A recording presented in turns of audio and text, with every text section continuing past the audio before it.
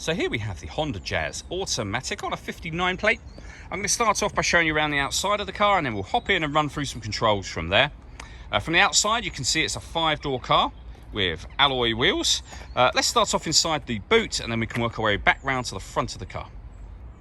As we approach the back of the car, you can see we have plenty of boot space. This car also has a 60/40 split folding rear seat, should you wish to increase this space even further.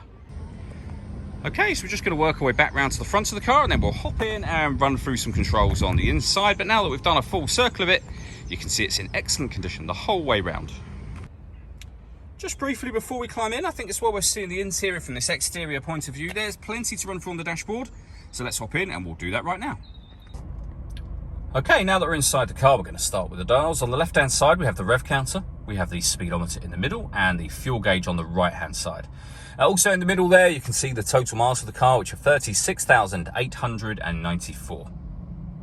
Over on the right-hand side, within that fuel gauge section, it will show you what gear this car is currently in. We're in neutral at the moment. If we back out to the steering wheel, we have stereo controls and also cruise control available on the steering wheel. And you can see the minus and plus paddle just here.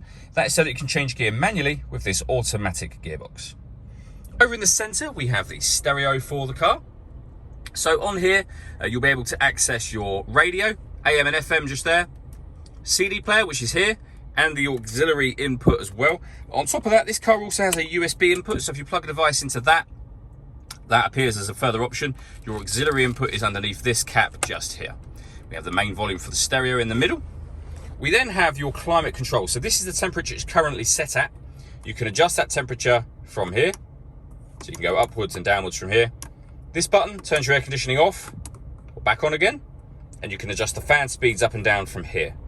If you hit auto, the car will take control of the direction of the air and the fan speed to maintain the temperature you've asked for.